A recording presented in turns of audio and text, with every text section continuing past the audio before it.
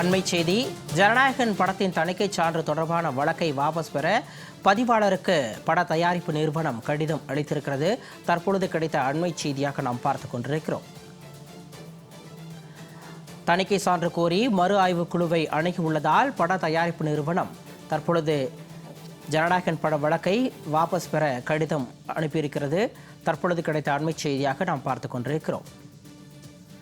ஜனநாயகன் படத்தின் தணிக்கை சான்று தொடர்பான வழக்கை வாபஸ் பெற பதிவாளருக்கு பட தயாரிப்பு நிறுவனம் கடிதம் அளித்திருக்கிறது. அண்மை செய்தியாக நாம் பார்த்து கொண்டிருக்கிறோம்.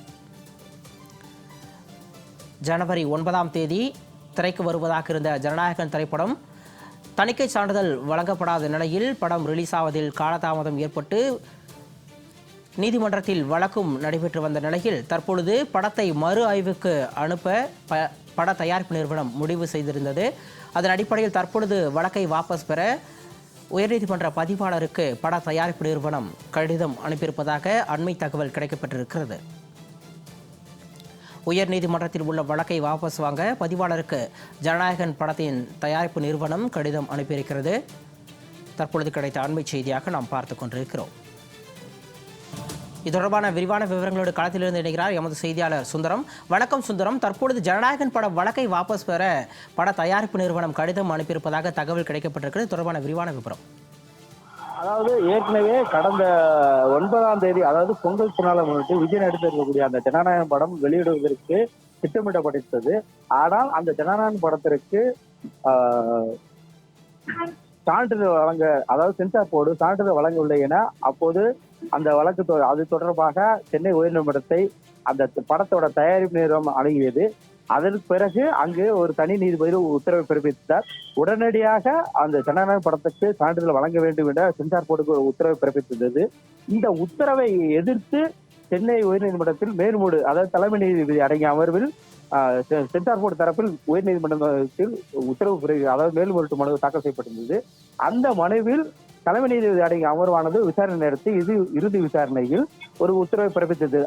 அதாவது சட்ட விதிப்படி, அதாவது அந்த சென்சார் போர்டானது என்ன சட்ட விதிகளோ அதை சுட்டிக்காட்டி அதை பயன்படுத்தி தான் அந்த சென்சார் போர்டுக்கு அந்த ஜனநாயக படத்திற்கு என்னென்ன விதிவிலக்கு தர வேண்டும் என்பது குறித்து ஆய்வு செய்து அதன் அடிப்படையில் தான் அந்த இது தொடரப்பட்டிருந்தது.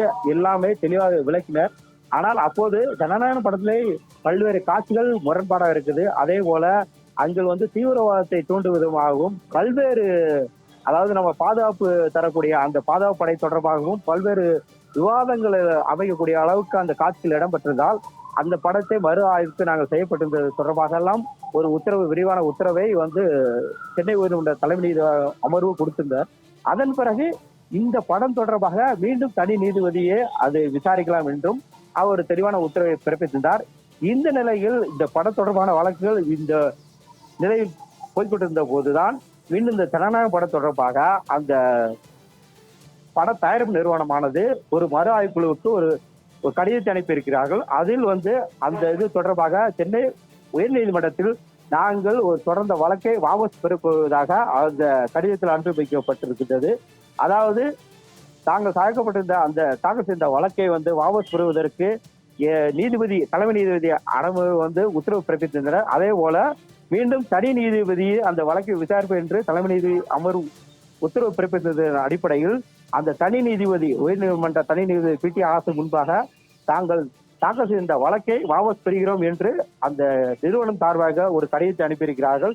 மேலும் இந்த கடிதம் தொடர்பாக தனி நீதி உத்தரவை எதிர்த்து போர்டு தாக்கல் செய்த அந்த மேல்முறையீட்டு வழக்கு மீண்டும் தனி நீதிபதி தொடர்பாக விசாரிக்க போவது அந்த நீதிபதிகள் விரிவான உத்தரவை அதில் தெரிவித்துள்ளதால் இந்த வழக்கை நாங்கள் வாபஸ் பெறுகிறோம் என்று அந்த ஜனநாயக பட தயாரிப்பு நிறுவனமாவது தனி நீதிபதிக்கு அந்த அமர்வுக்கு ஒரு கடிதத்தை அனுப்பியுள்ளனர். விவரங்களுக்கு நன்றி சுந்தரம்.